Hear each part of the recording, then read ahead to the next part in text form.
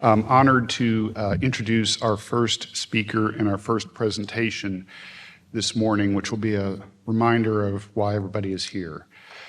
In the 1970s, 32 Texas men with intellectual and developmental disabilities were moved from Texas state-supported housing locations and relocated to work in a turkey processing plant in Atalissa, Iowa. For the next 30 years, they lived in squalid conditions and worked in the most difficult possible environment, slaughtering and processing turkeys under abusive and neglectful circumstances. Our first speaker today is Mr. Robert Canino. Mr. Canino prosecuted a case, EEOC versus Hill Country Farms, that addressed the abuse and exploitation that these men were subjected to. The outcome of this case was a significant award of compensatory and punitive damages. But it did more than that because it raised national awareness of similar situations across the country and illustrates the vital role that I think everybody in this room understands for protecting and monitoring the well-being of vulnerable populations. And with that, I introduce you to Mr. Canino. Thank you.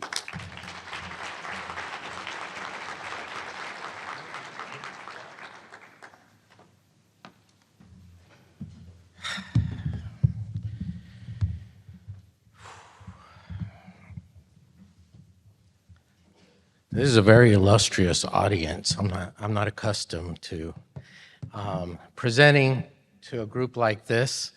And so my first impression was I'm going to have to make this much more formal. And then I realized, no, I'm going to have to make it much more relaxed. So I'll do my best to present this story to you as a way of sharing with you the potential and promise that is out there for people with intellectual and developmental disabilities. And part of it, the success of the story is because of the laws of the land that we have available to us and the ones that we're still working on right now that are still important, and hopefully that we will all support in terms of enlarging these protections. And in fact, just making up ground for lost time. And so I'm going to keep it very, very informal. I'm not a legal scholar. I'm not an expert on disabilities. I'm just an advocate who found myself at the right place at the right time to be able to try to make a difference. And so I have. It's a long story, but I'm going to try to, and you can see I'm a slow talker.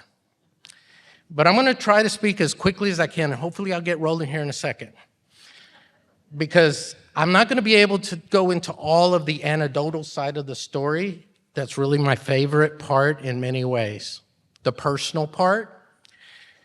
But I want to be at least able to share with you all some of the legal aspects of how this came to be. Not only how it came to be, the bad part, but how it came to be that these gentlemen were rescued and were given a renewal to restart a life that had been taken from them.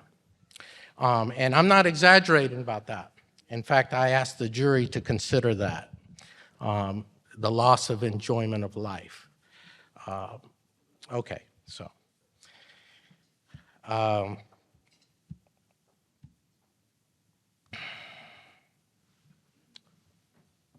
here we go.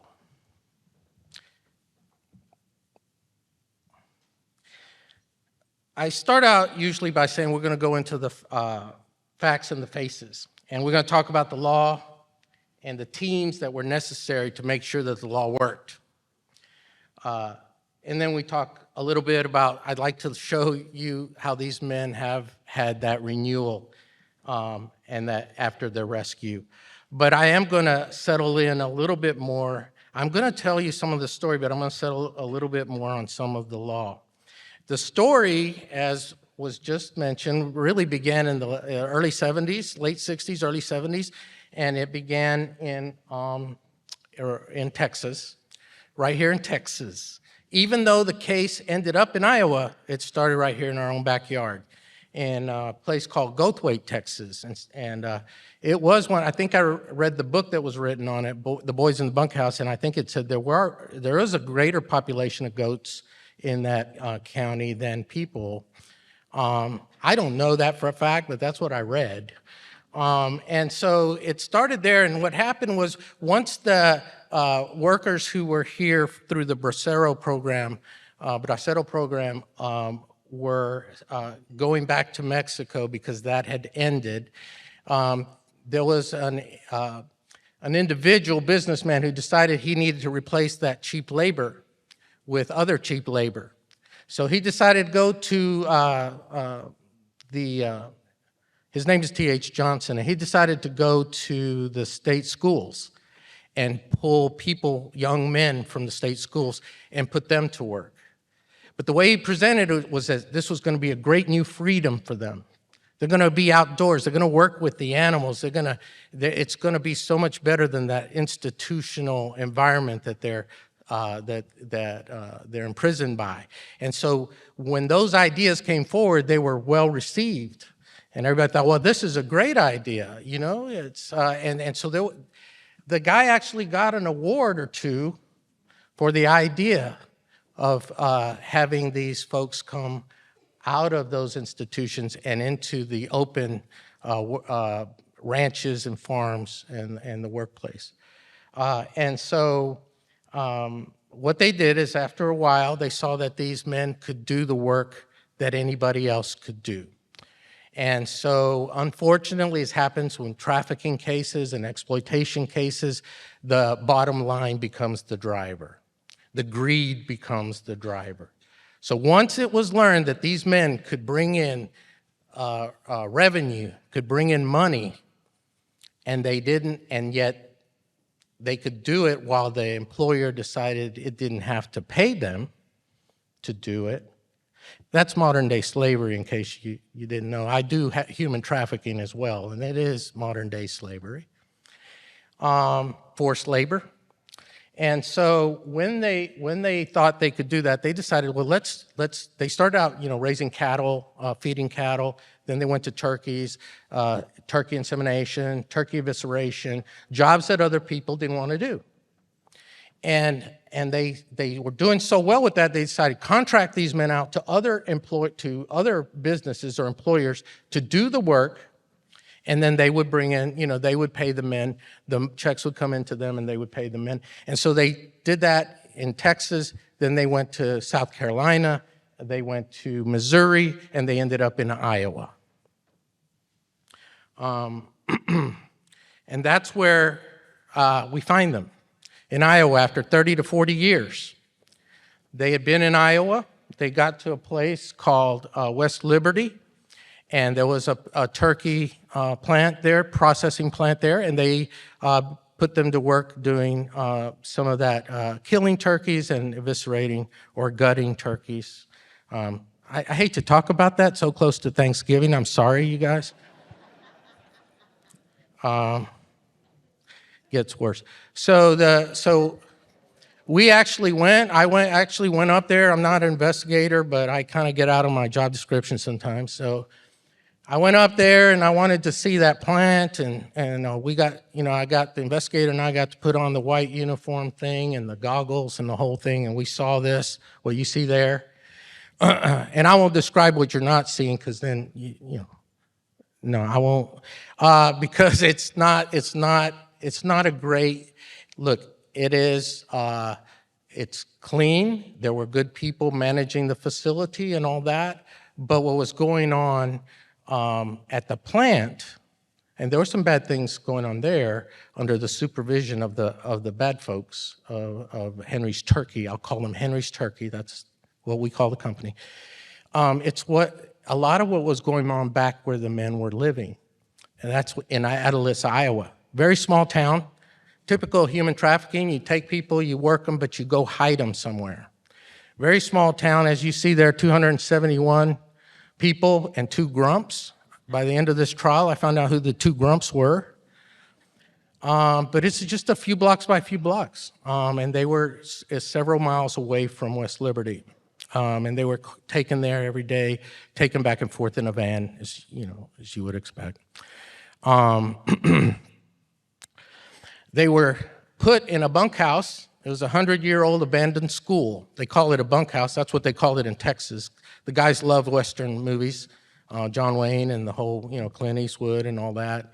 And they loved, so talking about using terms that might be used in a Western movie was pretty, cool to the guys. You're in the bunkhouse. It was not cool at all, let me tell you. The bunkhouse was a bad place. Private property, no trespassing without express authorization. So you can imagine that when I drove up there, I did what any normal person would do. I drove past the sign. I wanted to see with my own eyes what I had heard about. And I couldn't get in. I went around and couldn't get in. The windows were boarded up long before because that's what they did to keep the men hidden. So I couldn't see in, but I could tell that it was not, I had photographs from the protection and advocacy group who had been involved, and so I knew what it was. The construction was poor. There was not enough heating. The water tanks weren't working. It was very cold in the winter, and the men had to live in little areas. They weren't rooms. They were just little areas where they had to put everything they had in their whole lives. As you can see, separation might be a trellis, a wooden trellis. And they lived there together with their cohabitants, the creatures that ran through there a lot of insects and rodents and things like that. I think a raccoon once. The electrical situation was horrible. As you can see, the trash was everywhere. Plywood, maze-like parts of the building where anyone would get lost. The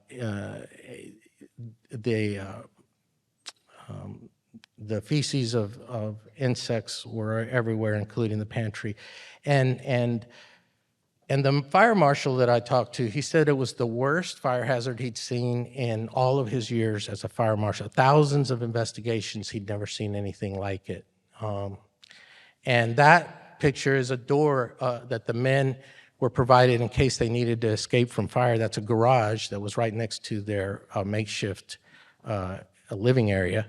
And it's not a skewed picture. That's the real size of that exit they gave them. So they'd have to turn sideways if they wanted to escape a bad, a fire breaking out or something like that.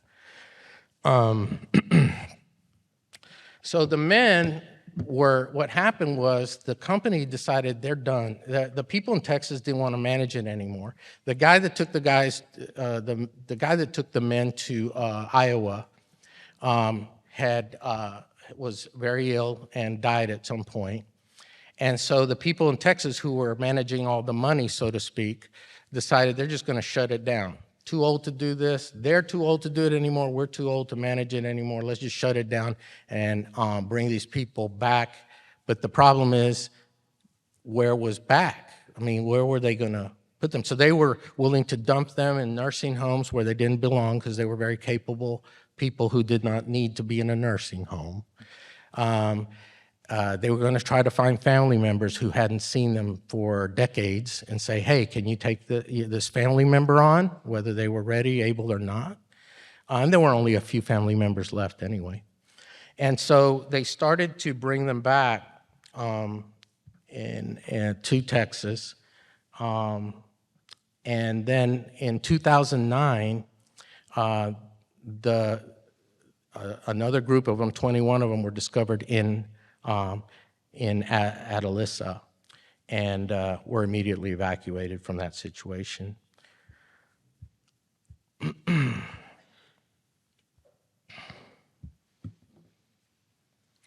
Okay, so the faces. I wanted y'all to see these men. I love them all, every one of them you see on there. This is the front page of the Des Moines Register after the court case, which we'll get to in a minute. I want you to ignore that part of the top corner that says lawyer cried like a baby after winning the case for these men. I think that was an exaggeration. I teared up a bit. I called that reporter and I said, hey man, what's the deal with the cried like a baby? I said, you could have said he was greatly moved. You could have said he wept. I mean, he said, you know what you told me on the phone when I called you. I said, well, how do you feel about it? I said, I cried like a baby. I said, I'm a sincere journalist. Anyway, he put it on there. I have to show you the pictures, so you have to see that part too. But the pictures are important. You know why? Because these guys were invisible for all their lives. And so even though I was trying to protect their privacy, and when they asked me, can we use their photographs so people can see who they are, that they're people and they're not just names, I felt like, I talked to several of the care providers and other people, and they're like, there's not really an attorney representing them other than you, but I'm not really representing them. I'm representing, the government.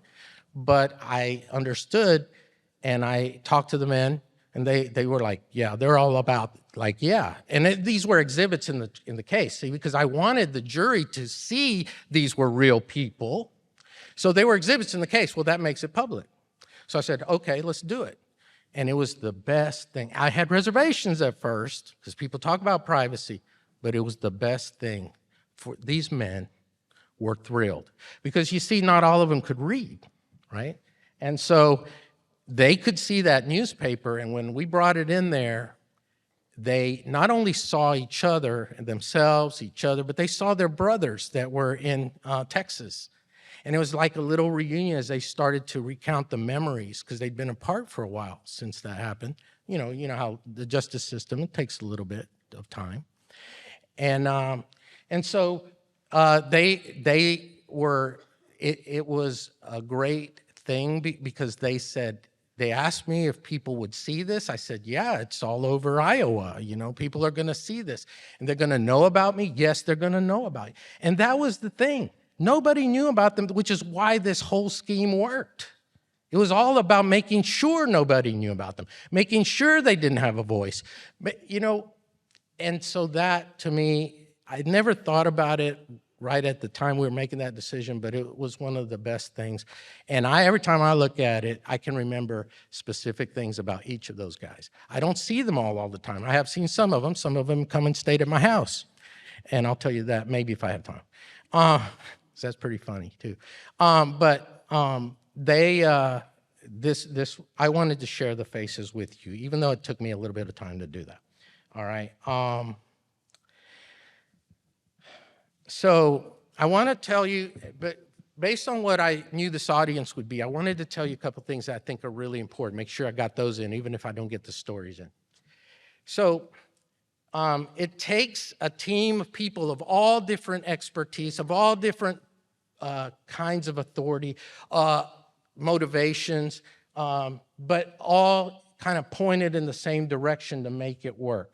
And we have to be willing to share information with each other. We have to be willing to work with each other and know that it's not just my job, it's our job, right? And I'm coming into it not knowing very much. I'm having to learn it on the run from the people who know it best. And thank God for all those folks. So it all starts with the social worker, right, who gets the tip, who then, a social worker for the state, for the county, and she gets the tip, and she goes and she finds this horrible bunkhouse situation. Somebody said there were people over there, something's not right. She goes in, she finds it. And then the state, the Iowa Department of Human Services, their regional supervisor, she gets wind of this. It's an immediate crisis. She's like, there are people who they don't have enough social workers on the clock right at that moment to deal with the scope of this thing. And so they start calling everybody, people that were at work, people that weren't at work, people that were assigned to other things, and pulled them together. And she just came up with a master plan, and she had this vision that what she wanted to do was put this plan together that she would call Stand By Your Man.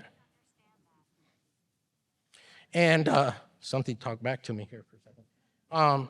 And so the Stand By Your Man concept was, they have been treated as just this group of nondescript people for so long that now we're going to put one person to help them with one social worker each, one person to help them with the medical stuff each, one person. Everything was going to be a one-on-one so that they would know that what they were saying was being heard, that what that individual needed, not what the group needed, what the individual needed was being addressed.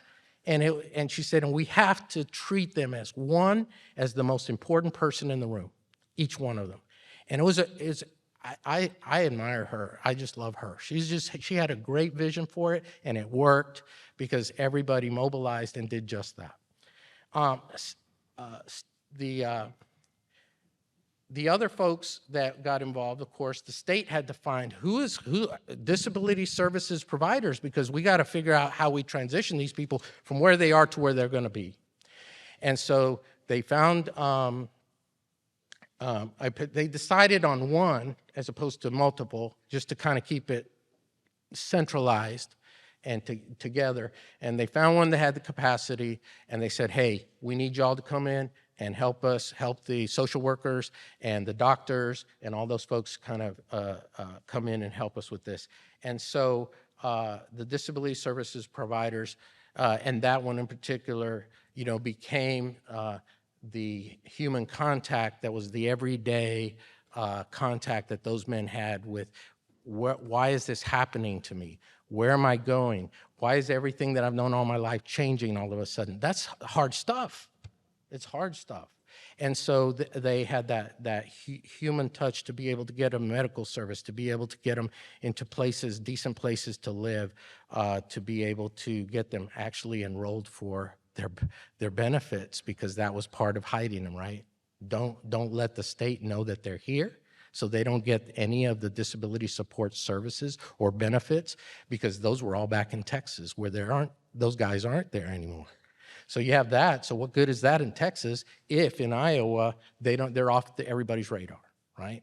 And so but the disability services provider, the state, and others helped put them up front. So like, it's waiver, what is it, waiver, the services that people get, that there's a big long line for, to get, housing, like to be able to live 3 or 4 to a house. And so this was such an urgent situation that they skipped the line, they got to jump the line, right? Because the state decided, well, they've been going through this for 30, 40 years, and we need to help them because somehow we all missed it, state, federal, everybody missed it. And so they put them at the front of the line, and so they were able to quickly move into a better situation, to be integrated into the community. All right, I know I'm going slower than I should. Okay. All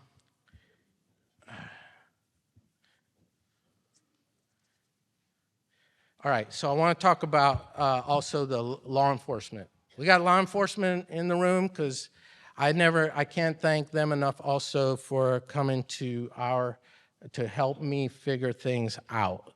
So first things first, the Texas Attorney General's office, when they found out about this, they went down to Goldthwait and they seized everything that was related to that business. Had they not done that, would we be able to put the same case together later to prosecute the case? Of course not. Had they not gone in and seized all the business records, the ledgers of these guys' whole lives, where they came from, even things that we might be able to use to try to find their families, if there were any families left, all of that. And so the Texas Attorney General had done that part of it and had all those records, boxes and computers and all that kind of thing.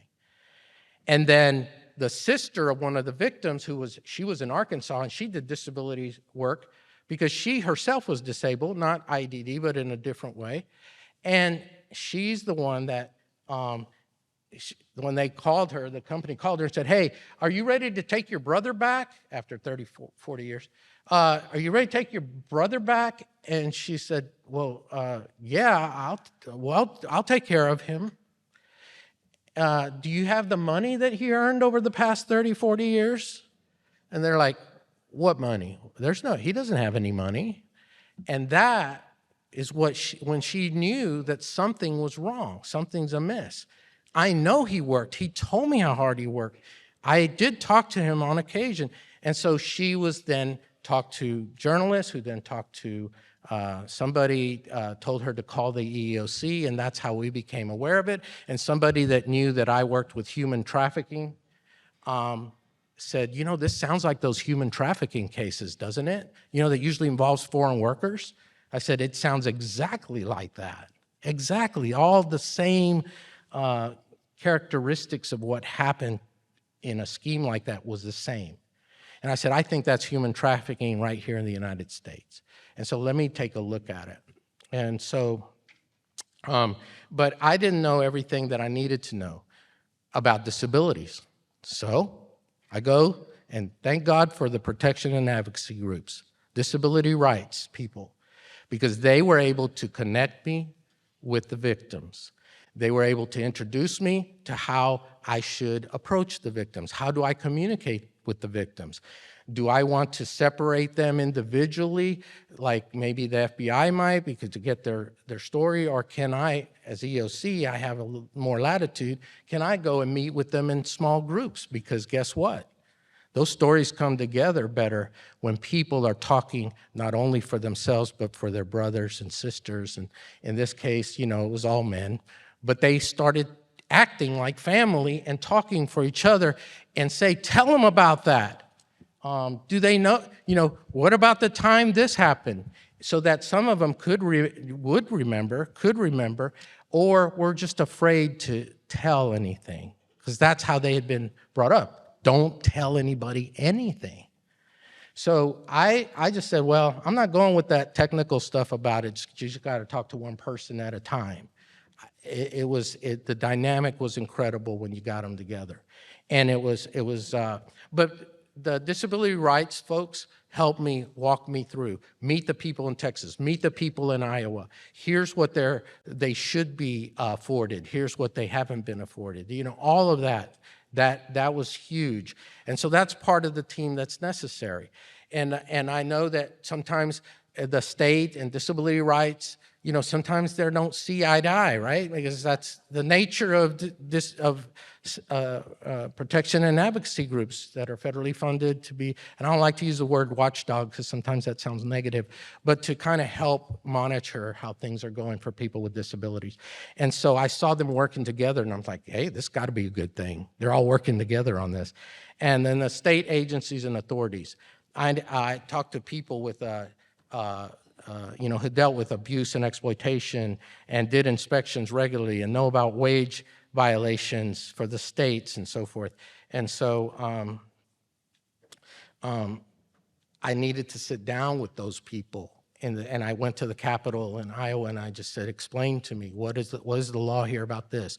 How do you, you know, adult and child protective services and things like that. The Labor Department, have y'all done anything? What did you find? And all of that helped prepare us at the EEOC to go forward. So the main tool I had to work with is years earlier I had figured out how to get human trafficking cases under Title VII of the Civil Rights Act. So take it from a criminal violation to a civil violation, which really changes the game. Because if we don't have to prove something beyond a reasonable doubt, but just by preponderance of the evidence, I'll take that every time. And so because I'd had that experience with my trafficking case, bringing that into the realm of EEOC, I said, okay, maybe it's time to do that with the Americans with Disabilities Act. Maybe we can do the same thing. This is trafficking. I don't have the authority to bring a trafficking case. That's the Department of Justice. But I can bring a discrimination case about why, and it comes down to this, simple as this, because of disability. Something bad happened to them in the workplace because of disabilities. And this was a workplace, main thing about it, right? It was a workplace, no doubt. So if I could figure out how to say it's because of their disabilities that this happened to them. And so with people with intellectual and developmental disabilities, I decided we have to show that they're vulnerable to be controlled and exploited in this way. But I knew that advocacy people would say, well, we don't want to really say they're too vulnerable, like they can't take care of themselves, they're not independent enough. I said, in order for me, I know, I get that, but in order for me to be able to make this law apply to them, if I can say that it's because of their vulnerability, and their vulnerability is because of the nature of their mental or intellectual disability, then we can make it all connect up and it'll work. So please bear with me while I say that it's the vulnerability, because when I get that expert witness, they're not going to let the expert witness say it's because of discrimination. They're not allowed to do that. That's a legal conclusion. But if I can get that expert witness say it's because of their vulnerability, and their vulnerability is based on my interviews with each and every one of them, given the nature of their disability, we get there. So then it's like, okay, what kind of claims can we bring?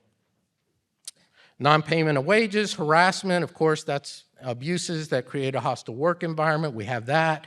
We have disparate treatment, which in trafficking cases or cases like this of exploitation, the disparate treatment's you got some different things that you don't see in other cases, like required to live in substandard living conditions, restrictions of freedom of movement, restrictions on freedom of communication, restrictions on freedom of relationships, harsh discipline, denial of bathroom breaks, denial of proper medical care. A lot of those things you're not going to see in a typical EEOC case, but it's unique to these kind of cases.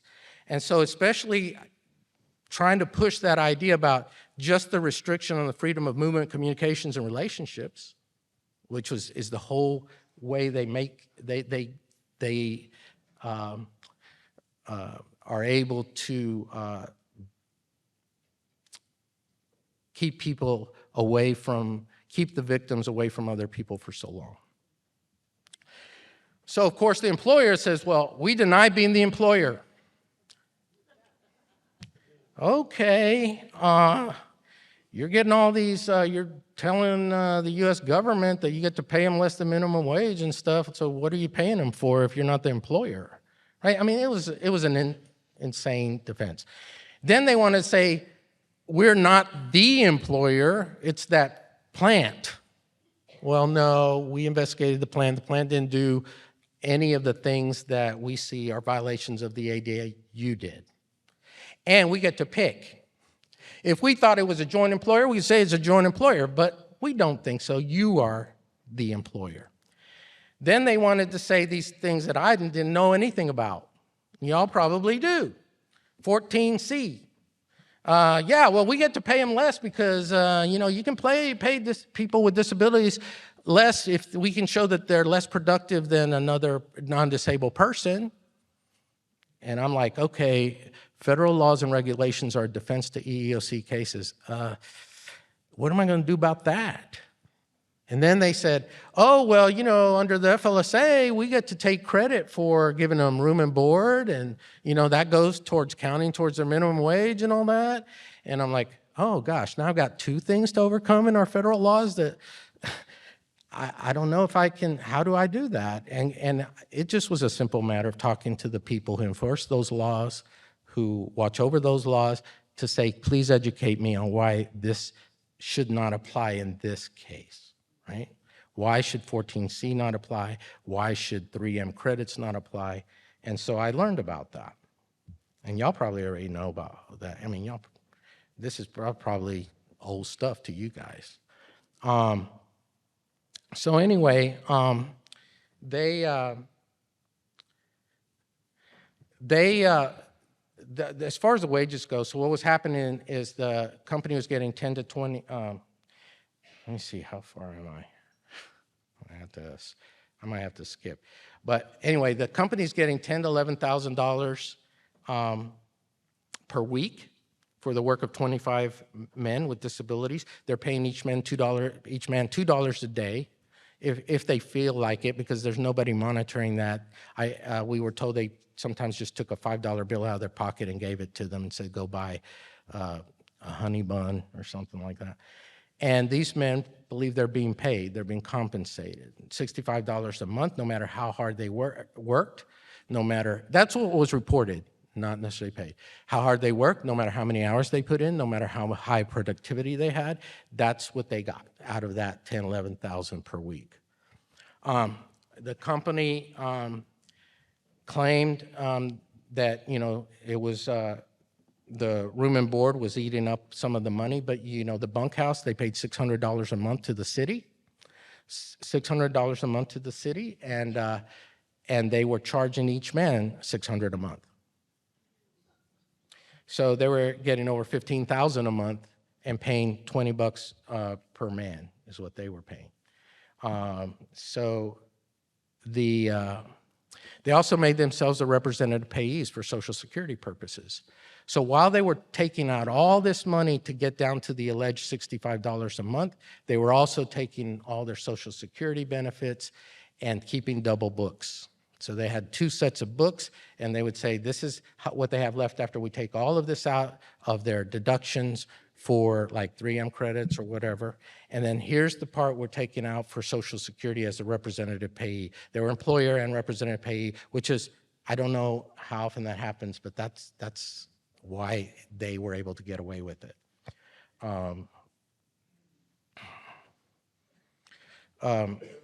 They had, I'm not going to go into the abuses too much, but y'all can imagine how bad they can be when people are unprotected and there's nobody watching. I thought the thing that I learned the most was I didn't understand why turning off the TV for them was such a big deal when they were expressing very strongly that was a big deal to them, to the victims. I later learned that when your windows are all boarded up and you don't have contact with the outside world, that the TV becomes your only window to the world. And if you really want to punish someone and imprison them, and you close all the windows and the doors, then you just turn off the TV, and you've done it. And I told the jury that because they needed to know that it's not just about, did they get to watch some show? This was their only connection with the outside world.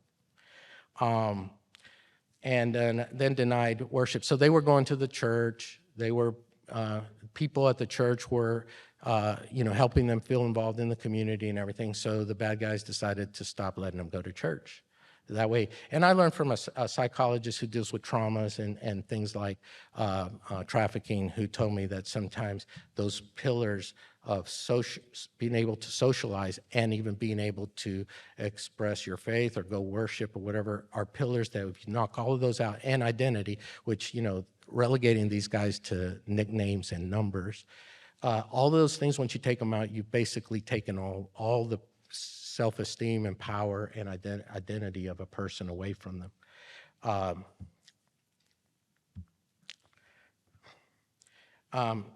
They let them give themselves shots for insulin shots. They said they hired some people to take care of the medical needs. These were people hired off the street that had no medical training whatsoever. They were literally hired off the street.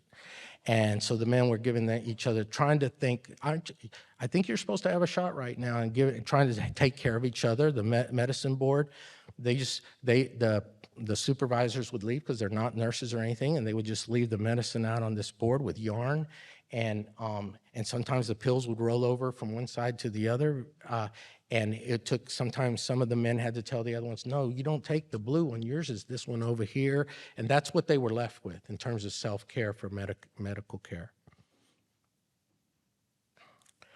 I've already told you about how they hid them, so I'm not going to go over that again, but So before the trial, we filed a motion for summary judgment based on just the wages part. Because how are they going to dispute the wages part if they've been reporting to the federal government what they're paying these people? All I had to do was talk to the state labor department, figure out what the state labor department found about how they weren't itemizing any deductions, how they were paying them. You know, they weren't giving them any information about how they were being paid.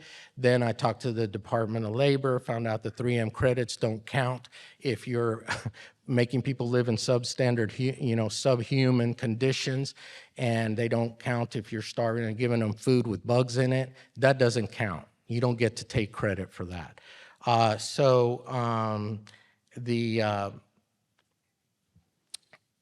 thought I could go and get minimum wage, but then I thought about it and I said, well, no.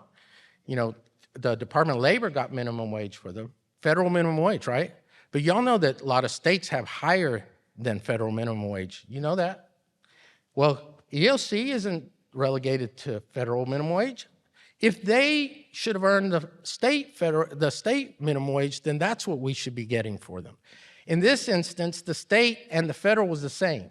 It's like Texas, you know, let's say it was $7.25 per hour at the time.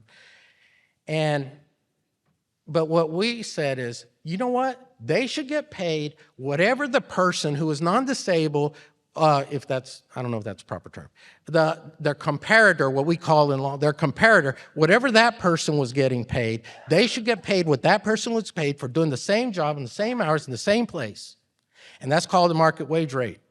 So we argued, hey, you know, forget about minimum wage, forget about state wage. We want the market wage rate of the guy that they trained, was the testimony. They trained people who didn't have those disabilities how to do their job. They should get paid what those people were paid if they had the requisite, you know, comparisons, including time. And of course, they had the time in the job, of course. And that's what the judge awarded. The judge awarded the market wage rate. So I thought that was a really important distinction.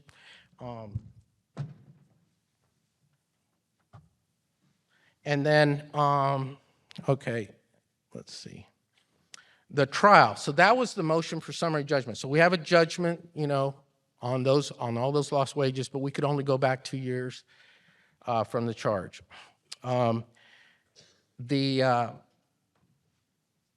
So then what we can get under the ADA is compensatory damages, non-pecuniary and pecuniary, but non-pecuniary meaning emotional harm damages, and we can get punitive damages. The focus on the trial was on the treatment. We didn't have to go in and prove all the stuff about the numbers and the pay. We could talk about the treatment. And so we did that, and the jury heard the story.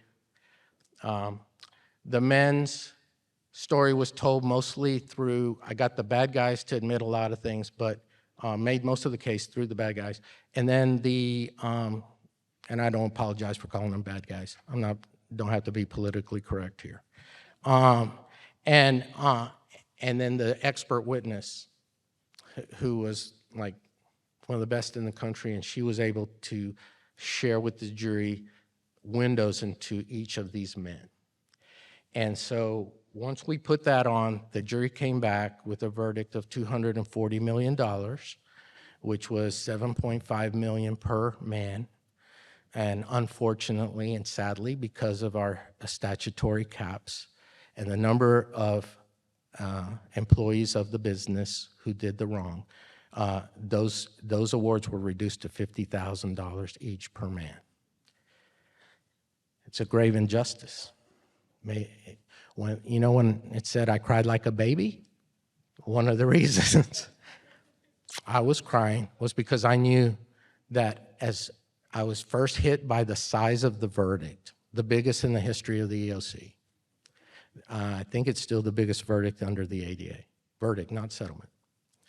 And I also was crying because I knew that the statutory caps would be applied. It wasn't any decisions for me, it's the law. And so I'm like 30 years later, this is what we have 30 years later, and so that, oh gosh, I'm over time. I knew that was gonna happen to me. but anyway, it was a great day in a lot of ways. And a lot of people said the guy came out, Mr. Henry came out of the courtroom saying, "What, you think I can write a check for that?" And but they tried to hide the money from the government. I'm not a collections expert, but we were able to, working with the U.S. Attorney's Office and getting some tips from people. You know what? Family members fight sometimes. I'm just going to tell you. They will tattle on each other. So we got some tips, and we were able to get some money for the men. As you see there, $850,000 and then $900,000. And then they also, Social Security came in and did the right thing by these men, and they got a lot of lost income through Social Security benefits. How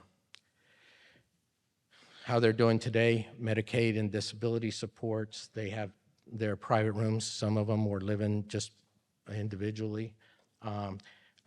Some chose to work real jobs, some decided to retire, and they deserved it. They deserve retirement. Some of them were in their 60s. I mean, they were older guys now, and I plan to exercise that choice. Many have told me that they want to exercise their choice of not to eat turkey on Thanksgiving. They literally told me that, and then they have incredibly beautiful, vibrant lives now of getting to experience so many things they never got to experience before. And I'll just have to tell you this thing about choice. I learned about choice. I took the guy that was my last guy standing to be a witness on the stand, because I wasn't sure about all that, and I can talk to you all about all that I went through and figuring that out. But something happened the night before, and he was reliving a trauma of the bad guy hitting him in the face, and he didn't want to be in the same room with that guy. So I said, okay, I know we picked out his outfit and everything. I was like, I don't know if you call it outfit. We picked out his clothes and everything, and he wasn't going to get to do it. And he started being very emotional about it. You need me, Robert. I got to be here. You need me. And I'm like, yeah, but I have you. You've helped me. And telling him and I said, I'll tell you what. I promise you, if we win, and we are going to win, I promise you that I'll come back and we'll go and I'll take you to state dinner and you wear the same outfit you got on today. And so when I went back, this is about choice. When I went back and he was there and we went around looking for the newspapers and we went to the steak place and I said, I'm going to have a steak. And he was showing the newspaper to the waitress, showing his picture and just going like that. And I said, and he's going to have a steak. Did you catch that? He's going to have a steak because I want a steak. And he said, Robert, I don't want a steak. And I said, we're at a steak place. Remember the promise and everything? And he said, yeah, but I want chicken fingers. I said, well, why do you want chicken fingers? What a stupid question. He says, because I like chicken fingers. I told the waitress, he'll have all the chicken fingers he wants. And I realized that all this stuff people have been telling me about choice, I was doing the exact same thing. I'm making the choice for him. That's not what he wanted. What made him happy was the chicken fingers, and by golly, he should have them. And so, that was just something I learned, a lesson that I learned. And so there are some of the men in Iowa. I'll just show you these pictures real quick. That man was reunited with the woman who was the mother of his child, and they were separated for 20 years. He didn't get to see his child for 20 years because the company wouldn't let her near the bunkhouse and stopped all her mail that she tried to send him over the years, and they were reunited and living together today. And he got to meet his daughter when she was in college. That's the guy whose name was on the charge file with the EEOC. His sister was the one that told us about it. He's training other people with disabilities how to work today. That's how capable and confident he is in himself. I told you they said, they came to my house. I told them when I went to tell them about the money, they said, so it's our money? And I said, it's your money. We can do anything we want to with it, anything you want to with it. They said, you got a racetrack down there near where you live in Dallas. I said, yeah, we do. The Texas Motor Speedway. They said, We love racing. Can we come down and see the race sometime? I said, absolutely. And about 5 minutes later, one guy comes up to me and says, would you tell your wife that we're going to come stay with you so that we can go to the race? And I said, I'll tell her. And they came. I got a call one day from the person that's at the house and said, did you tell them that they could come stay with you? I said, yes, I did. I said, they're coming. We had a blast. We really had a blast. And that guy right there, you see in the picture, Henry? You'll see him in the New York Times story too. Henry was rooting for a guy that everybody in the whole world was saying was not going to win. Guess who won? Yeah, I mean, everybody was saying his guy was not going to win, Jimmy Johnson. And so, because he'd won 7 times, but his time was done. Henry said, you wait and see, Robert. And he went, and anyway, we had a blast. We've honored them. We've reunited them with each other when we have a chance. I'm not going to tell you the epilogue today, but I will tell you when people say, can this ever happen again? Yeah, this was really bad. We get that. But do you really think that happens anywhere else? You really think that happens out there? This is just a standalone. No. And I have proof because I found this part too. I found it with the help of a journalist, an investigative person. And so the lessons learned along the way, I learned do not assume credibility will be a challenge. There were some folks that I talked to in the criminal law world who said they didn't think they could make a beyond a reasonable doubt burden of proof because of the credibility of people with intellectual and developmental disabilities. And I said, well, apparently, so what? He's like, what do I tell the press? I said, well, I don't know what to tell you because apparently a jury thought they told $240 million worth of truth. I don't think it would be that hard. But I can't talk about, I can only talk about what I have authority to do. And so the other thing is that there's a wide spectrum IDD, right? So you had the people that you could know, okay, these are going to be my point people for testifying. These are going to be the people who need the support. These are going to be the people who have the best memory. I had a couple of Rain Man people, you know what I mean? Like they remember everything. And the consistency is equal to the credibility. Consistent. Why? They have no guile. There's no reason for them to try to deceive anybody. They're just telling you what they know. And so when victims are quiet, find a person, that's what I did, that has expertise that can amplify their voice. Whether you have power, authority, or you think you don't ever hesitate to be a part of a team like that pulls together in a time like this. And don't ever, we all become pretty knowledgeable in our fields, but we all have to do well about not thinking that we don't need information or we don't need knowledge from other people to help you do what you do best. And so those are some of the things that I learned from this experience. And like I said, I saved a lot of the anecdotal. I went 8 minutes over my time. I'm sorry, but I think I only get to speak on this maybe one more time before I transition to a different kind of job in my agency. So I couldn't help it.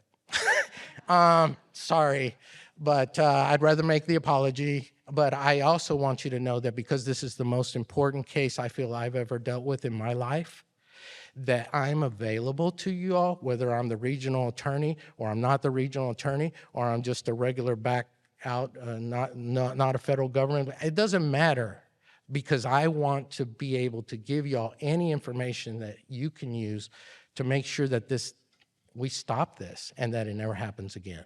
All right? Thank you.